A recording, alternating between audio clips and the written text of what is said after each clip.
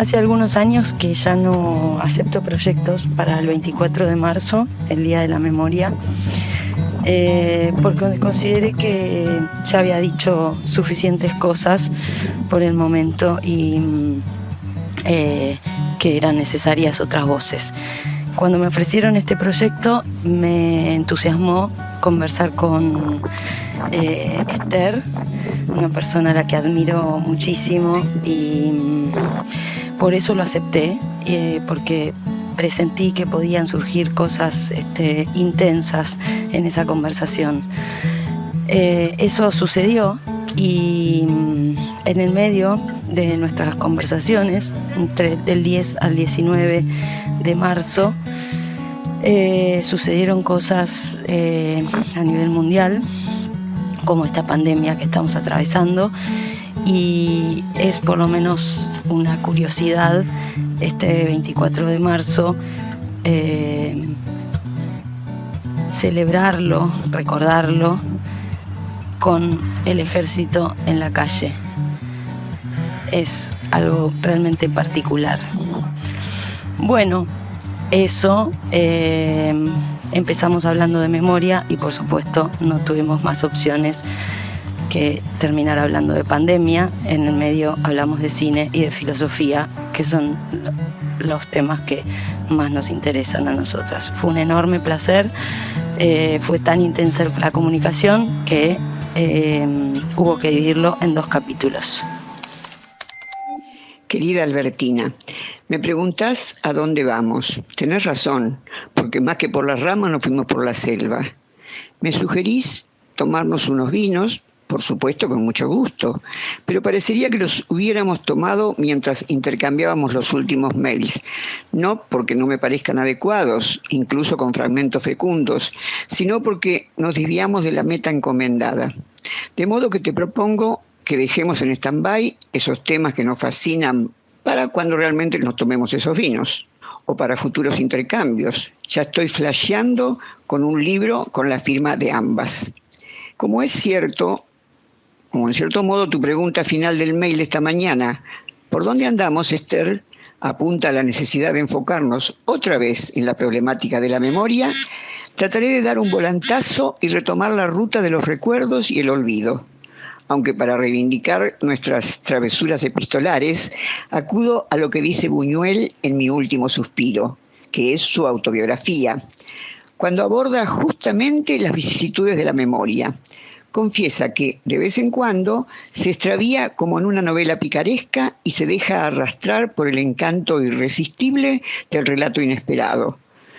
Reconoce que, a pesar de sus esfuerzos por ser fiel al recuerdo, tal vez subsista en su libro alguna cita falsa, aunque considera que no tiene mayor importancia, pues sus errores y sus dudas forman parte de él tanto como sus certidumbres. Dice que el retrato que presenta es realmente el suyo, con sus convicciones, sus vacilaciones, sus reiteraciones y sus lagunas, con sus verdades y sus mentiras, en pocas palabras, con su memoria. Desde este trampolín te invito a sumergirnos nuevamente en las aguas no siempre claras de la memoria, ese volumen invisible que nos habita y que recibe los afluentes de intereses del presente y las representaciones del pasado. Siempre se piensa desde aquí y ahora, aun cuando nos remitimos al pasado, porque lo hacemos a partir de nuestra subjetividad actual y desde las circunstancias que nos rodean. Nada cambia tanto como el pasado, mejor dicho, como el recuerdo que rehacemos una y otra vez de ese pasado.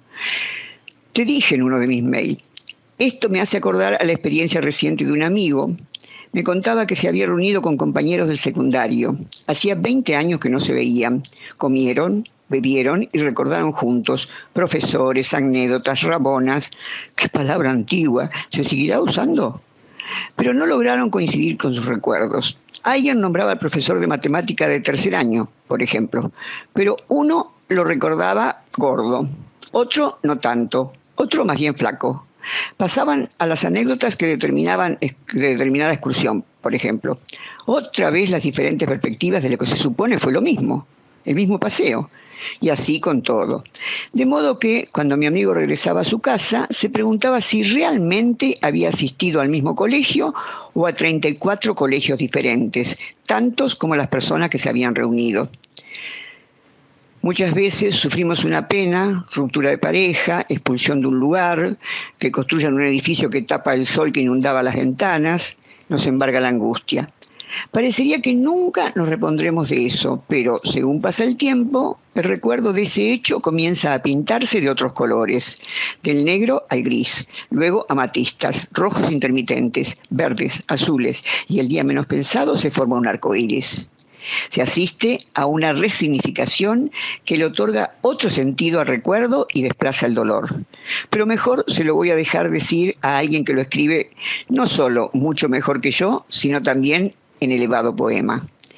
Si para estar ahora enamorada fue menester haber estado herida, tengo por bien sufrido lo sufrido, tengo por bien llorado lo llorado, porque después de todo he comprendido que no se goza bien de lo gozado, sino después de haberlo padecido, porque después de todo he comprobado que lo que tiene el árbol de florido vive de lo que tiene sepultado. Ese fragmento de Teresa de Ávila es la expresión poética de lo que intenté decirte con mi prosa. Quedo a la espera de la tuya y te mando un abrazo. Esther. Esther querida, vamos a por el libro y a por el vino y a por los monstruos. Nos fuimos un tanto por las ramas, sí, pero me parece que es una de las condiciones de este género que estamos despuntando. Y también es una de las condiciones de la memoria. No hay cartografía, se va haciendo al andar y se va impregnando de las irrupciones varias. Me interesaba de todas formas lo de las imágenes como representaciones de la memoria y pensar entonces qué memoria evoca, qué síntoma de época o qué profecía política se evoca al construir una imagen alrededor de los recuerdos y la memoria. Aclaro un poco para no parecer tan desobediente. Risas. Qué lindo que menciones Mi último suspiro. Si hubo un pícaro en este mundo, es ese señor Buñuel y ese libro es una de mis Biblias. Y me hiciste acordar que se lo presté a un amigo hace unos meses y ahora mismo se lo voy a recordarle la devolución del mismo, porque además está agotado por estos lares. Pero además es mi ejemplar y guarda mi memoria de cuando lo leí por primera vez y de todas las demás veces que lo manoseé. Ese ejemplar quiero que esté conmigo por esos recuerdos que guarda de mí, fetichismo puro. El cuento de tu amigo y los 34 colegios en el recuerdo me recordó al año 2008-2009, cuando se empezó a usar Facebook en Argentina, red que ahora es una antigüedad como la palabra rabona, que en mi época todavía se usaba. Puedo entenderla, pero supongo que pertenezco a la última generación que la usó. Cuando se abrió esa red, que no fue hace tanto, pero ahora las cosas caducan a la velocidad de la luz, yo me abrí un perfil y se me aparecieron un montón de personas de los colegios a los que había ido. Gente publicando fotos mías con uniforme, por ejemplo, que me desconcertaban por completo. Para colmo, fui a varios colegios, viví en varios pueblos, así que se aparecían unas hordas de personas que para mí eran puro pasado, puro recuerdo, y que me hablaban como si nos hubiésemos visto ayer. Además de los niveles de fobia que me dio ver esas imágenes, no puedo ni explicarlo, personas que decían guardarme un gran cariño, afecto y hasta amor, y que tal vez yo también lo sentía por ellas, pero no estaba dispuesta a expresarlo en ese momento. Después de estar algunos días desconcertada con el asunto, porque aparecían unos mensajes muy amorosos que yo no podía recibir como tal, o que sí podía recibir, pero sentía que no deseaba ese contacto, no porque me cayeran mal o porque tuviera alguna diferencia irreconciliable, sino porque ya no eran parte de mí en carne y hueso. Les había dado el estatus de pasado, de recuerdos. Me desorientaban por completo esos recuerdos en presente. Por supuesto, me borré de Facebook en unas pocas semanas. Pienso que el pasado no es solo pasado porque pasó, sino también porque elegimos que pase, elegimos que se quede en el recuerdo. Por supuesto, existen todos los casos que no se elige y que nuestras vidas se modifican por circunstancias que no decidimos. También esto me llevó a pensar, y creo que tiene alguna relación con tu arcoíris y con el árbol florido de Ávila, en una forma de manada que se intenta construir desde el lesbofeminismo, espacio, movimiento, grupo, o no sé cómo debería llamarlo, de unos niveles de endogamia altísimos. Todas somos las ex de todas y las actuales de varias, Y así es como una red interminable de vínculos y de fantasías hidrófugas. No puedo unirme por las ramas, es muy tentador todo el tiempo. Pero el asunto es que en esa fantasía de llevarnos todas bien con todas, el otro día charlaba con una amiga y le decía que me parece una pretensión imposible y hasta exterminadora. No solo de lo erótico en general, sino también de lo afectivo en particular, y sumaría aquí mismo de la memoria como necesaria herramienta de subjetividad. Así como en algún momento elegí a quienes quise que sean mis amigues durante el secundario y la facultad, por afinidades y tal vez por memoria emotiva de algún amor de la infancia, de ese mismo modo hay gente con la que me gustó coger o irme de viaje o hacer una película y ahora, sencillamente, me aburre. Personas con las que me divertí, pero hoy no me divierto. O todavía sangra la herida, se sigue viendo gris y no llegó a florecer.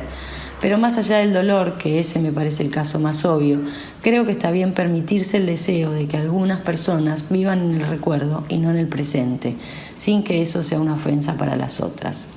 Para florecer se necesitan cuerpos y afectos alrededor, y también bellos recuerdos y unos cuantos olvidos. Te sigo. Abrazos, AC.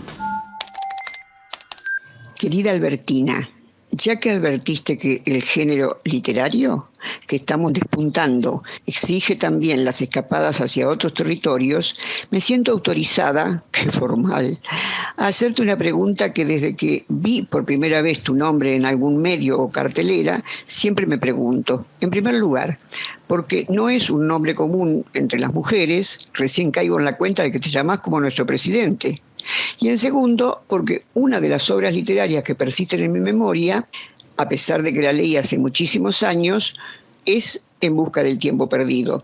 ¿Tenés idea si te nombraron Albertina por el personaje de Proust?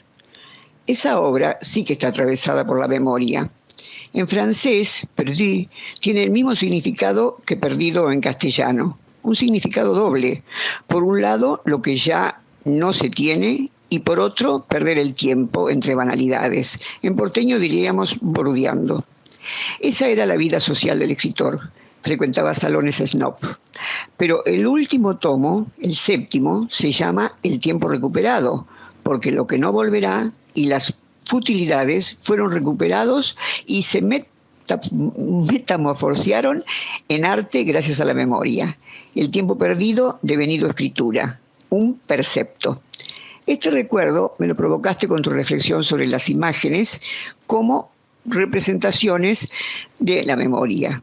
Eso es lo tuyo. Aunque lo pongas en último lugar cuando enumeres tus preferencias, coger, leer, escribir y de vez en cuando filmar. Te cito de memoria, pero creo que era así. Ahora bien, a diferencia de tu experiencia profesional, que está directamente relacionada con las imágenes, la materia prima de mi actividad son los conceptos. Por eso quise traer a nuestro intercambio la idea de percepto. Es un tecnicismo de Deleuze. Se trata de percepciones y sensaciones que sobreviven a quienes las experimentan. ¿Y por qué sobreviven? Porque fue capaz de convertirlas en arte. La cultura que se rescata del fondo del mar, a pesar de tener milenios de antigüedad, conserva la sonrisa de la joven que posó por el artista. El escultor percibió esa sonrisa en la joven que ya ni polvo es, pero su sonrisa permanece en la obra. Eso es percepto. Tus imágenes, Albertina, te trascienden. He aquí el valor del arte en relación a la memoria. Pero hay otra de tus consideraciones que me seduce, aunque todavía no la puedo elaborar. ¿Qué profecía política se evoca al construir una imagen alrededor de recuerdos y memoria? Te agradezco la idea, una más para seguir pensando. En otro orden de cosas, es muy divertido lo que decís de las lesbofeministas. Esa especie de comunidad en la que todas cogen con todas es desopilante. La comunidad mancomunada.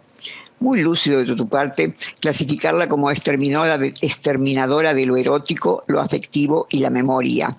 No deseo tanto analizar el contenido de este decir tuyo, que presumo debe ser irónicamente exagerado. Me quedo más bien con la sensación de regocijo que me produce como te referís al tema. Quisiera seguir, pero estoy cansada. Hoy estuve mucho tiempo en la calle y la paranoia por el coronavirus me agotó más que mis andanzas. Si fuera biopolíticamente correcta no tendría que haber salido. Las chicas de mi edad pertenecemos al grupo de riesgo. Qué manera de morir viejes. Pero hace un rato leí que mueren mucho más viejos que viejas. La mortandad femenina por este bicho es del 25%. En tanto mujer estoy tan acostumbrada a perder que me asombran las estadísticas. Este virus no es tan patriarcal que digamos. Una cortita y para el estribo. ¿Nunca hiciste la prueba de pensar o escribir a partir de decir me acuerdo? Es como darle una oportunidad a la memoria y, si dejas pasar unos instantes, surgen recuerdos de los más recónditos. Otra curiosidad de la memoria. Hoy, Cenicienta se colgó escribiendo y se le pasó la medianoche. Espero tu respuesta. Te abrazo, Esther. Querida Esther, el coronavirus me ralentizó. Ahora nada parece urgente. Se acabaron los deadlines a la vez que parece que el mundo se acaba. No creo que se acabe el mundo, pero sí tengo la sensación de estar viviendo un cambio de época con fecha y hora. Hace unos 10 años, cuando se desparramó la gripe aviar o la gripe A, no me acuerdo cómo se llamaba, Furio era un bebé y entré medio en pánico con la posibilidad de la epidemia. Ahora vivo este momento con cierta alegría. Las informaciones y contrainformaciones que circulan, las cataratas de memes y GIFs, la plataforma de porno que se brinda gratis por un mes a toda Italia, el caso de la cheta uruguaya, todo me hace morir de la risa mientras el mundo se paraliza, se aísla y devela sus máscaras. Es como estar viviendo una distopía cinematográfica, tal vez por eso me lo esté tomando tan en solfa. Por otro lado, el caso de la cheta uruguaya es un capítulo aparte. No sé si viste algo de este asunto, pero todo lo que aparece está lleno de perlas, cómo se nombran entre ellos, con nombres y apellidos, y con esos sobrenombres tan de nuestras rancias clases altas, la indignación expresada con papa en la boca, frases como en Milán todo el mundo sabe lo que tiene que hacer. Que esta señora se dedica al comercio de pieles y declare a boca de jarro que su actividad no tiene nada que ver con la ecología porque ella mata chinchillas en su lengua y bisones de criadero es un despropósito de lo real. Ni Cruella de Vil se animó a tanto. A ningún guionista se le hubiese ocurrido un personaje de esa talla. Es realmente fascinante. No termino de entender si sale de un texto de Kubrick o de Nanni Moretti. No me doy cuenta si es una comedia desopilante o si es una novela de Cal Le Guin, esa ciencia ficción que parece banal y de pronto estás en las profundidades del pensamiento filosófico. Profecías de lo real. Parece que mañana cierran las escuelas, lo que significará, entre otras cosas, que este género al que nos estamos dedicando nosotras será el modo de comunicación de casi todes. Estamos a la vanguardia, Esther. Sobre mi nombre. Mi madre era profesora de literatura, lo que sugiere que sea muy probable que mi nombre venga de la Albertina de Proust. Pero los circuitos de la memoria entre nosotras quedaron algo cascoteados luego de su secuestro y posterior asesinato. La familia recuerda todo con una carga de culpa, vergüenza y dolor que no colabora con cualquier idea de reconstrucción cronológica u objetiva de los hechos, sino que son estallidos emocionales que imprimen en el cuerpo sensaciones de susto que te alejan del relato. Tal vez esta sea otra de las razones por las que me dediqué al cine, buscar mis propios relatos ante la desorganización espantada que vi en sus narraciones. Albertina desaparecida, curioso, ¿no?, para las circunstancias que luego me tocaron vivir. No solo la desaparición de mis padres, sino también las que elegí, como esa comunidad mancomunada que te dio regocijo al leerla según mi descripción. Podríamos pensar que soy la cautiva de Marcel, dedicada a desentrañar los vericuetos de la memoria y los modos de vida del lesbianismo. A veces pienso que tal vez mi madre supo que se iba a morir tan joven y me lanzó sus perceptos encima y a toda velocidad para que su ausencia no sea nunca tal. Me entusiasma que menciones a Deleuze. La imagen tiempo y la imagen movimiento me acompañan desde hace años. Son libros que leo una y otra vez. No puedo decir que los entienda, pero muchos de sus conceptos me inspiran a hacer imágenes. La imagen cristal es como una búsqueda incesante y también algo inaccesible. Encontrar ese mundo que la rodea y buscar esos circuitos de la imagen actual con las imágenes recuerdo, con las imágenes sueño. ¿Cuál es el dispositivo para que sea pasado y presente a la vez? Que el tiempo no se pierda, sino que se recupere. Parecen ser unos caminos al conocimiento que nunca encontrarán pueblo en el que quedarse. O, para decirlo de un modo más arrabalero, siempre una copa más. Estoy intentando ahora mismo estudiar su último librito, que es la filosofía. donde el tecnicismo del percepto aparece todo el tiempo, y me hiciste acordar en esa diferencia que marca entre filósofe y artista. Une crea conceptos, la otra crea arte. Para mí es un montón llamarme artista, más bien me siento una obrera de un lenguaje.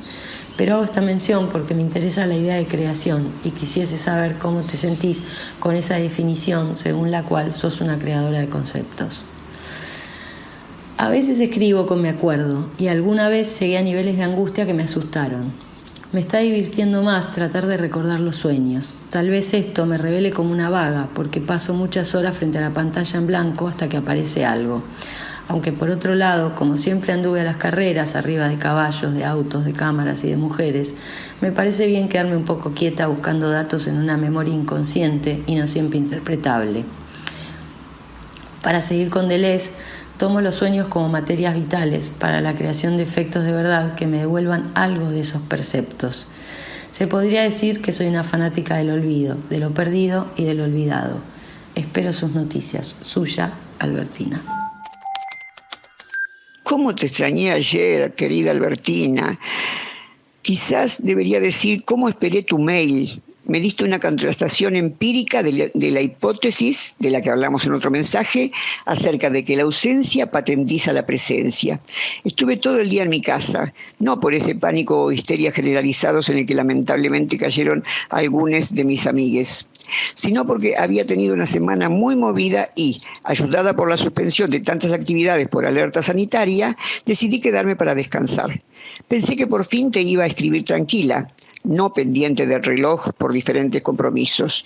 No obstante, cuando pasaban las horas y la pantalla no me devolvía letritas resaltadas avisándome la entrada de un correo, necesité acudir a Barthes. Fragmentos de un discurso amoroso. Ahí habla de la espera y así como suelo ser feministamente incorrecta y escuchar boleros cuando estoy enamorada, me gustó leer los sentimientos de Roland cuando escribe sobre la espera de un mensaje. En su caso era telefónico y de un amante. En el mío era digital y de una...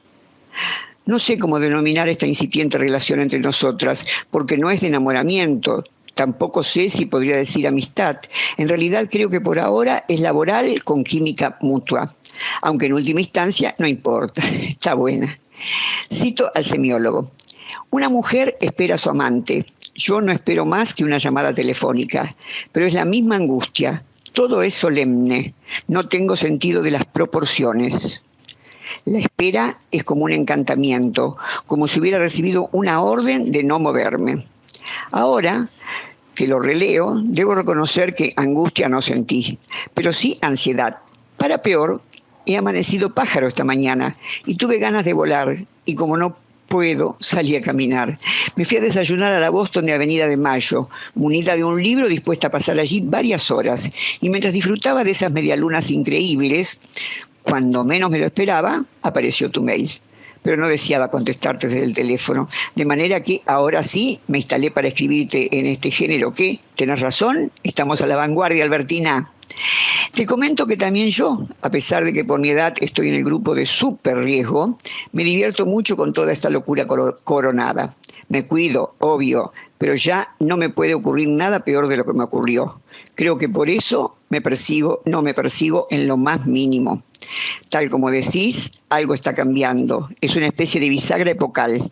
No sabía nada de la cheta del cercano oeste. La busqué por internet. Alucinante. Retomo el tema gracias al que hemos comenzado este intercambio. También nosotras estamos experimentando lo que dice Buñuel acerca de los saltos de la memoria. Y, ya que estuvimos citando a Deleuze, constato que vamos encontrando líneas de fuga intermitentes, pero perseverantes. Así que, ¿solías practicar el me acuerdo? Yo lo descubrí hace relativamente poco. En las investigaciones previas a la redacción de un libro, me armo una pequeña biblioteca ad hoc. El último fue Filósofa Pan, una memoria. En la búsqueda de bibliografía me encontré con Joe Brainard y su autorretrato Me Acuerdo. Fue la primera vez que jugué a Me Acuerdo. Y en mi caso no fue angustiante como en el tuyo, fue sorprendente. El estadounidense nació en 1942, yo a fines de 1939. Somos contemporáneos, aunque pertenecemos a países distantes y diferentes. A pesar de ello, posiblemente influenciada por los recuerdos de él, comencé a recordar publicidades de cuando era niña. «Qué lindo que están tus dientes», le dijo la luna al sol, y el sol contestó sonriente: «Ja, ja, me los lavo con Nodol». Y unas páginas más adelante me encontraba con que Joe también se acordaba de esa publicidad. Asimismo, concordábamos en otras cosas. Por ejemplo, si se metía la mano por debajo de la mesa de un bar o un pupitre escolar, era común encontrar chicles masticados y pegados ya secos. Esas coexistencias de costumbres no solo dan cuenta del imaginario social y las prácticas de un tiempo histórico, sino también de la infiltración cultural, entre otras, del imperio. Pues él, el yanqui, nunca se acordaba de haber tomado mate, pongamos por caso, pero ambos recordábamos las primeras botellitas de Coca-Cola o los primeros gin de diseños. A partir de experiencias como esa, similares a las que estamos compartiendo ahora, queda claro que nuestras subjetividades se construyen entre el tiempo y la memoria sin seguir necesariamente un orden cronológico. He aquí el accionar de la memoria, para la cual los desfasajes son moneda corriente. El pasado se fragmenta desde diferentes perspectivas, se entreteje con el presente y con futuros posibles. Surgen trozos temporales como elementos tomados de un paneo multidireccional o de las polifacéticas entradas de un hipertexto. Pero cuando objetivamos la memoria en un relato, los trozos se acomodan semejando un grupo de personas dispersas que de pronto se reúnen para una selfie colectiva, donde, aunque hay diversidad, la cámara captura una unidad significante. Me resultó entrañable la respuesta acerca de tu nombre. Gracias. Me pongo otra vez en modo espera y te mando un abrazo. Esther.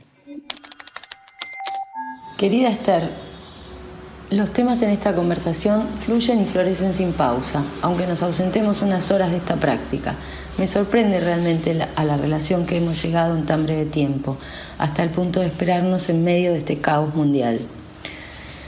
No conozco el libro de Beinart que mencionás. En realidad, lo del me acuerdo me lo sugirió un amigo escritor y creí que era idea suya. Nunca se me ocurrió preguntarle de dónde lo había sacado.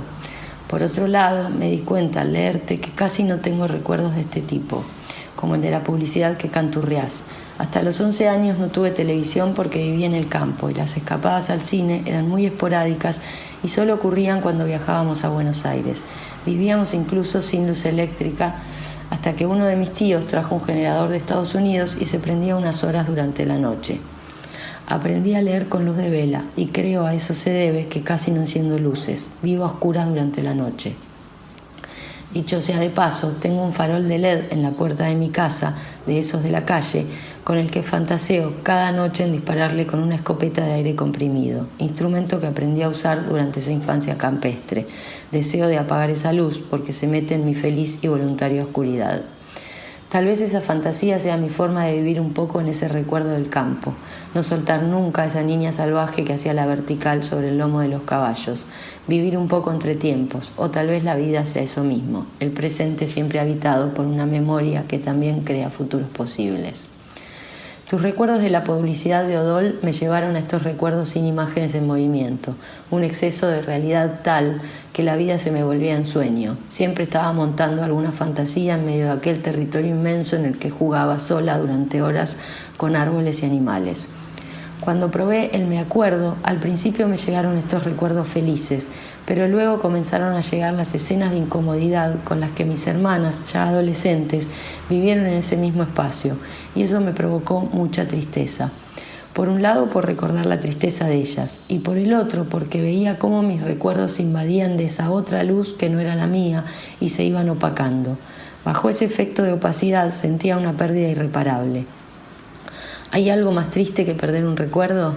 El recuerdo es lo único que nos queda de esas personas que ya no están. Si pierdo esos instantes de luz, quedo en un bosque oscuro y sin velas ni fantasías de escopetas. Me aferro a las sensaciones de bienestar que me provocaban la inmensidad de la pampa y los cueros de los animales y hago que me olvido de la tristeza de esas adolescentes que me criaron con ojos llenos de lágrimas. Buñuel no puede estar más presente en estos tiempos de memoria sin cronología que habitamos en estas letras y en el encierro al que esta guerra bacteriológica nos obliga a profesar. ¿Estaremos viviendo en el ángel exterminador? Me gusta mucho la cita de Barthes cuando dice: todo es solemne. Creo que nuestra química se debe un poco a eso, a que compartimos cierto humor, y por eso pudimos cruzar a Pasolini con los griegos y a Buñuel con Barthes y contarnos recuerdos de índoles diversas. Y además, qué terrible es ese momento de la vida cuando todo se ve solemne, desproporcionado. Es un momento donde la memoria se pone en pausa, donde el presente, ese instante en que esperamos su llamado, su mirada, tiene la virulencia de un tsunami. Lo único que existe es esa ola que se viene encima.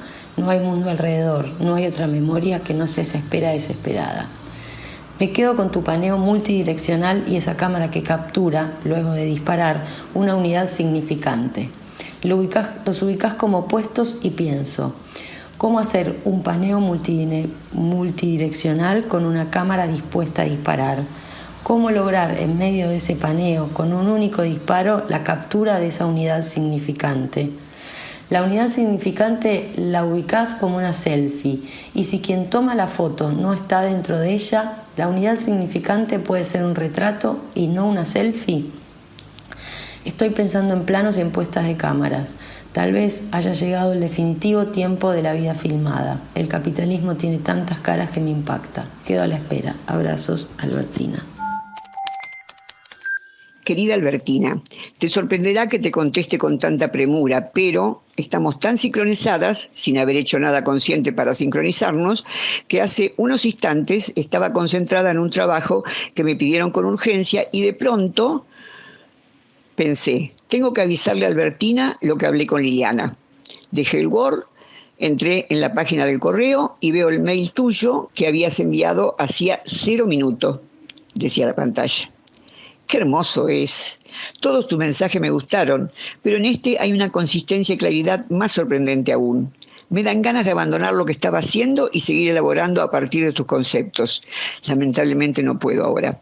Hace unas horas me solicitaron un trabajo urgente que debería entregar en un par de días. Entonces, como no tengo tu número de celular y también debía consultarlo con Liliana, me comuniqué con ella para preguntarle si nos podíamos tomar unas 48 horas para seguir con lo nuestro, si es que vos estás de acuerdo.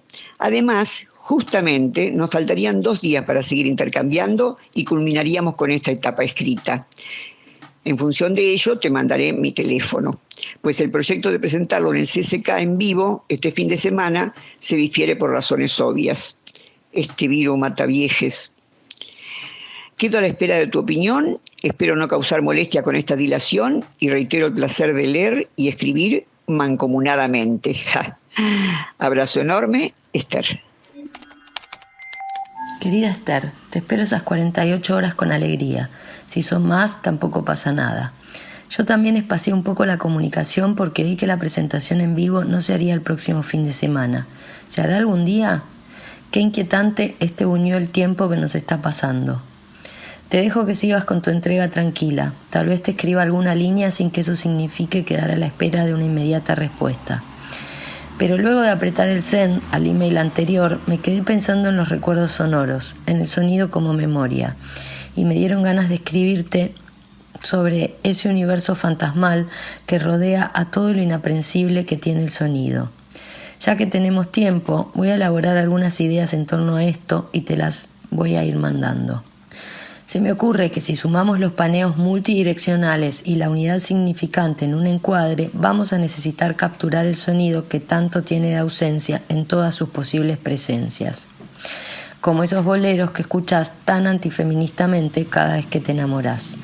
El sonido es una ausencia presente y el silencio es un presente ausente, dice David Tubb en su libro Resonancia Siniestra. El asunto, sumaría yo, es que el silencio es una hipérbole de lo real y de la memoria. Voy a pensar más cosas para este nuevo mundo filmado y te mando en unos días. Ahora te escribo al cel, así ya quedamos conectadas por ahí también. Abrazo, Ace. Querida Albertina, la catarata de información sobre el coronavirus en la que vivimos sumergidas en estos días nefastos y trascendentales a la vez, más la acumulación de conceptos que quisiera abordar en función no solamente de los mails que nos hemos enviado mutuamente, respondiendo a lo solicitado por Liliana, sino también a los que se sumaron más informales, esos que entrecruzamos por cuestiones coyunturales, que también tienen ideas, despertaron a la metodóloga que alguna vez fui y, para ordenarme mínimamente, intenté numerar las problemáticas a seguir. Comencé a hacerlo, pero la escritura perdía flexibilidad. Parecía una lista para el supermercado y, en tiempos de compulsión acumulativa, no quisiera este tipo de clasificaciones. Borré y comienzo de nuevo, dejándome llevar por los caprichos de la memoria. Las publicaciones que recuerdo de mi niñez y adolescencia, mejor dicho, las publicidades que recuerdo de mi niñez y adolescencia, tampoco las veía por televisión. Cuando nací no existía. Y si bien cuando se comercializó en unos años llegó a la Argentina, no podíamos comprar un aparato de TV en mi casa, pero teníamos radio. La mayoría de los recuerdos que me suscita el me acuerdo suelen ser sonidos musicales y publicidades que escuchaba por ese medio. Lo primero que hacía mi madre cuando se levantaba era encenderla. Lo último, antes de acostarse, apagarla. Es por eso que me quedaron los anuncios publicitarios, los boleros, los tangos, la música española, el folclore. Este último género era el único que soportaba mal. Los demás me siguen pareciendo entrañables, aunque los frecuento poco. He aquí otro tipo de memoria, de la que no habíamos hablado y vos ponés sobre el tapete, la sonora. Una digresión. ¿Así que hacías la vertical sobre el lomo de los caballos? ¡Wow! Eso es genial. ¿Tenés fotos? Estarían muy buenas para incluir en un libro junto con estos relatos enlatados en correo digital. Lo de tus hermanas es desgarrador, como lo tuyo. Ellas sabían lo que vos, por tu corta edad, no. Pero te transmitían su dolor agregando a las ausencias que, como se capta en algunas de tus películas, el mundo circundante te remarcaba. También vivir en la oscuridad tiene relación, según interpreto, con tu orientación a hacer películas. El cine se ve desde la oscuridad, una especie de caverna de Platón. Retomando a Buñuel y su descripción de la memoria, lo conectás con nuestro tiempo, el del virus coronado. De memoria sin cronología. Es cierto, estamos como los personajes del Ángel Exterminador. El virus es invisible a los ojos, es inquietante, nada que ver con la sensación que nos producía el zorro diciéndole al Principito que lo esencial es invisible a los ojos, y agregando que lo que hace más importante a su Rosa es el tiempo que ha perdido en ella. Otra recuperación del tiempo perdido, como este encierro sanitario al que las circunstancias nos tienen sometidas y que, luego de ser perdido, siento que estamos recuperando mediante la escritura. Te aviso que te robaré la idea. Es brillante la relación entre el Ángel Exterminador y esta cuarentena planetaria. Decís que te resulta terrible cuando todo se ve solemne. Acuerdo absolutamente. Asimismo, me regocija que esa frase venga de alguien que sufrió de la manera más cruel las atrocidades del terrorismo de Estado. Entre comillas, no es necesario ser triste para ser militante, dice Foucault. Influenciada por su pensamiento y por mi modo de ser, por algo uno elige a sus autores, deploro la solemnidad de la academia, a la que pertenecí durante casi medio siglo, y hoy suelo ir como visitante. Y glosando a Michel, repito que no es necesario ser solemne para ser sólido.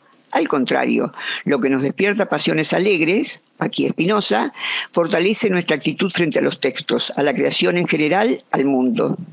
Respecto de las preguntas que se te ocurrieron a partir de mi propuesta de paneo multidireccional y unidad significante, más que intentar respuestas, espero las tuyas, pues te percibí movilizada. Y ya que estamos en territorio de caballos, te imagino como los de carrera que, cuando están por largar, patean inquietos y refunfuñan como rezongando para que se les abra la valla para poder salir a todo galope. Cuando reflexionás sobre el definitivo tiempo de la vida filmada y considerás que el capitalismo tiene tantas caras que te impactan, te veo ya a punto de llevar esos conceptos a la pantalla. Bueno, y si ahora no es tiempo de filmar o escribir sobre ellos, me quedo como esos caballos que bufan mientras la piel les tiembla nerviosa esperando. Si las hay, tus respuestas a alguno de esos interrogantes y también sobre las relaciones que estableces con la memoria sonora. Cuando me escribiste esto último, manifestabas que tratarías de elaborarlo. Ojalá lo hayas logrado y quieras compartirlo conmigo. Me hiciste acordar a una investigación que se hizo años atrás en la carrera de audiovisión de la Universidad Nacional de Lanús. universidad donde trabajé durante 15 años, no en esa carrera, pero estábamos conectados. Los especialistas en sonido interactuaron con sobrevivientes de campos de exterminios de la dictadura. Como sabemos, una de las tantas perversidades de allí que allí ocurrían eran vendarle los ojos a los cautives durante todo el tiempo. Pero ellos aprendieron a ver con los oídos. Se daban cuenta, por ejemplo, en qué esquina de Buenos Aires estaban. ¿Cómo? Se comunicaban con lenguaje de golpecitos en las paredes. Registraban el sonido del diariero que, por entonces, recorría calles anunciando a los gritos las noticias. Oían si había mucho tráfico de colectivos o trenes o caminantes. La elaboración de varios datos les permitía concluir que se encontraban, supongamos, en el barrio de Flores. O, si estaban en el Tigre, lo captaban por el sonido del agua y de las lanchas que iban y venían. En fin, los ex desaparecidos les comunicaron a los investigadores sus experiencias auditivas y de ese modo se reconstruyeron muchas historias de vida. Recuperación de la memoria a través del sonido. Quedo a la espera de que me abras la valla para iniciar otra carrera. Un gran abrazo, Esther.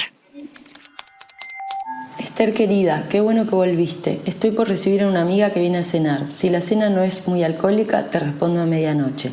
Tengo mucho para contarte sobre la memoria sonora. Si la cena se hace lunga, mañana temprano te escribo largo sobre el campo sonoro. Qué compromiso abrirte la valla a vos.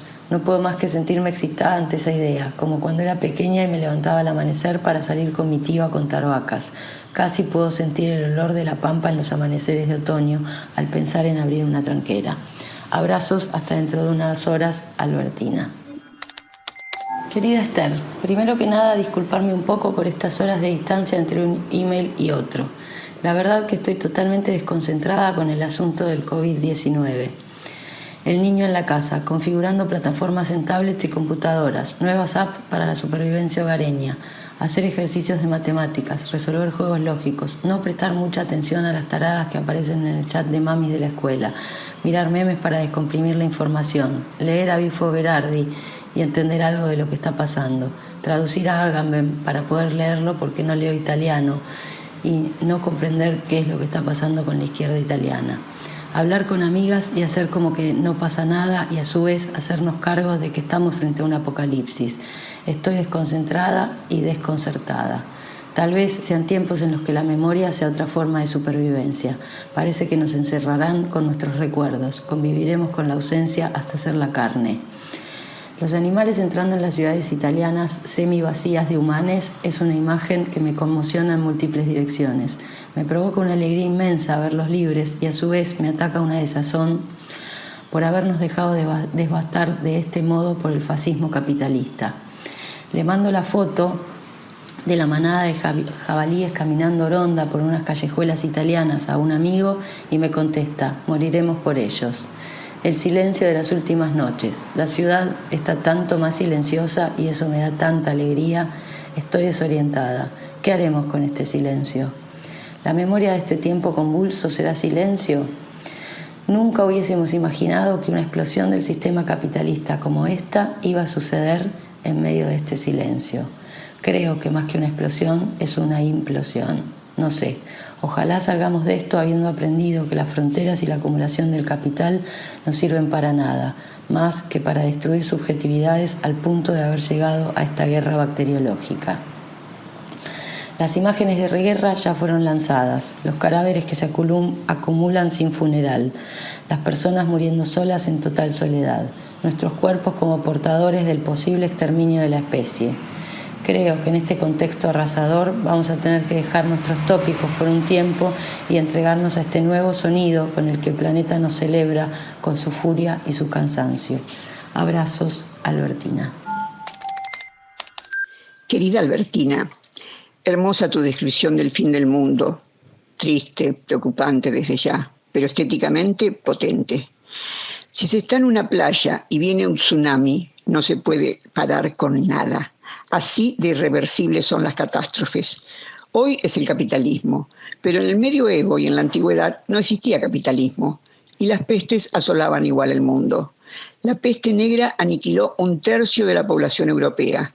La fiebre amarilla azotó Buenos Aires 4 veces. La última, en 1871, dejó 13.614 muertos en una población aproximada de 187.000 habitantes. Era tal la paranoia que hasta enterraron personas vivas. No intento relativizar la pandemia actual. Es la primera vez en la historia de la humanidad que se cierran todas las fronteras del mundo. Es arriesgado proponer hipótesis, pero desde que comenzó esto, no puedo olvidar, y aquí estamos otra vez con la memoria, que Christine Lagarde dijo que las personas vivían demasiados años. Había que encontrar una solución final porque era un peligro para la economía mundial. Ella administra las megafortunas del mundo y, un año después de su funesta alocución, aparece un virus mataviejes. No deja de ser significativo. Pertenezco al grupo de riesgo. Hay un alto porcentaje de caer, pero estamos resistiendo. En cuanto a Furio, tu temor es legítimo. También yo, cuando mis hijas vivían, siempre tuve miedo, máxime en situaciones de desequilibrios epidemiológicos. Sin embargo, tu pequeño hijo, estando cuidado como está y teniendo 11 años de edad, está a salvo. Las posibilidades de contagio son casi nulas. Sé que lo sabés, pero el corazón tiene razones que la razón no entiende. En cuanto a Agamben, deploro que haya tomado conceptos de Foucault, que a la vez eran de Carl Schmitt, y se haya hecho quien es gracias a desplegar esos conceptos, pero luego critique a su legítimo inspirador. Aunque puede entenderse como coquetería intelectual de alguien que, como Agamben, también tiene vuelo propio y se da esos lujos. He leído prácticamente su obra, toda, y he escrito a partir de él y sobre él. Las grietas del control, un libro que publiqué hace 10 años, le debe muchos conceptos a Agamben, pero con el coronavirus la pifió feo. 20 días antes de que en Italia la gente comenzara a morir de manera incontrolada, salió a criticar a su gobierno por tomar medidas atemorizantes con la excusa, entre comillas, de un virus inventado. Se quejaba de que se estaba instaurando un estado de excepción sin ton ni son. Estado de excepción es un concepto acuñado por Foucault, como dije antes, tomado de Smith. Agamben tomó ese concepto a su vez y lo elaboró de manera teórica, pero lo llevó a la realidad actual de modo acrítico.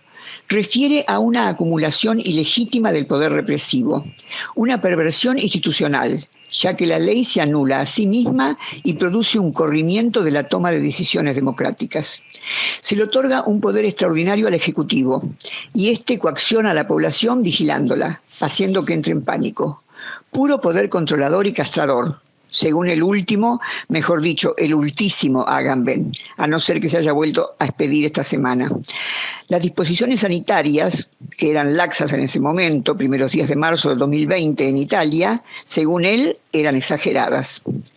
Peor aún, dijo que se estaba inventando una epidemia. Todavía no había sido declarada pandemia, para insuflar miedo colectivo a la población. Ese era su objetivo, que se tratara de... Y él decía que se trataba de una gripe común y que se podía tratar y superar fácilmente sin tanta alaraca.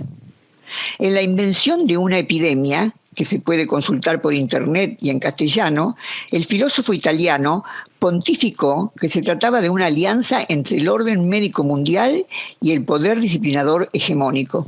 Antes y después de ese artículo, bombardeó diríamos nosotras, por Twitter que el virus no existía, que era invención, una manera de constituir subjetividades hostiles a la otredad. Según Giorgio, todo es un invento para maniatar a la gente e imponer el dominio mundial del disciplinamiento masivo. Quizás hubo intencionalidad geopolítica y biopolítica, no lo sabemos. Pero Agamben tuvo una falta de cintura filosófica para ayornar sus conceptos, moldeándolos a la realidad que estamos viviendo y muriendo. Italia es el lugar que a la fecha, 19/3 del 20, ha tenido más muertes que en China, pero con mucho menos población. Esa misma población que no se tomaba en serio el tema viral, con su máximo filósofo vivo a la cabeza, y que ahora reconoce, la población, su falta de responsabilidad. como nuestros compatriotas que se van a la playa en plena cuarentena, aunque los nuestros todavía no la reconocen. Incluso en varias provincias argentinas, los Foucaultianos a la violeta, como me gusta denominarlos, increpan a los gobernadores y los tratan de represivos por dictar medidas de prevención, por aplicar un estado de excepción. Desde el punto de vista teórico, este despiste de Agamben creo que se dio por querer defender su hipótesis sin tener en cuenta la realidad. Los conceptos no deberían ser de hierro. Hay que flexibilizarlos y repensarlos. Foucault mismo colaboró con reformas educativas y legales en las que se proponían reglas restrictivas y seguirlas para conseguir determinados objetivos. Pero Agamben es medievalista y debería saber mejor que nadie que la lepra solo se erradicó con aislamiento y que sea cual fuere el motivo de este virus hay que frenarlo y sea cual fuere el futuro de nuestros seres humanos, en el futuro hoy no es relevante. Ahora solo importa frenarlo. Sin embargo, el último Agamben, o Agamben de lo último, tuvo un lector avant la lettre, Domingo Faustino Sarmiento. Sarmiento era presidente de la Argentina cuando se desató la más terrible de las fiebres amarillas, cuyo epicentro fue Buenos Aires. ¿Qué hizo el responsable del Poder Ejecutivo? Se refugió en una estancia bien alejada de la epidemia, no reprimió a nadie, no se hizo cargo, no inventó la fiebre, no le pidió al pueblo que se lave las manos, se las lavó él y, entre comillas, se las tomó. Ahí sí estarían contentos Agamben y los aparentes Foucaultonianos que se olvidan que filosofía es pensar el presente, aquí y ahora, no de una vez y para siempre. Perdóname, Albertina, pero me broté con este tema. Estaba cargando malestar con esta cuestión y me abriste una valla, como te pedí en mi último mail. Pero dado el extrañamiento que estamos viviendo, no fue para que siguiéramos hablando de tu idea de memoria sonora, con la que hubiésemos disfrutado ambas. Me gusta mucho lo que has hecho y sin darme cuenta me incitaste a hacer, pensar el presente y lo urgente, dejando de lado por un momento las ideas que ya teníamos pensadas. Gracias por ayudarme a hacerlo. Con este mail se corona, perdón por la palabra, casi abruptamente nuestro diálogo, que será público. Espero que logremos retomarlo en privado de la mejor manera que nos salga. Es magnífico haber intercambiado estos textos. Para mí eras una directora de cine maravillosa. Ahora sé que sos también una persona maravillosa. Espero poder vernos pronto. Sello nuestro intercambio con un abrazo de esos que quedan en la memoria, aunque sean virtuales. Fue hermoso. Esther.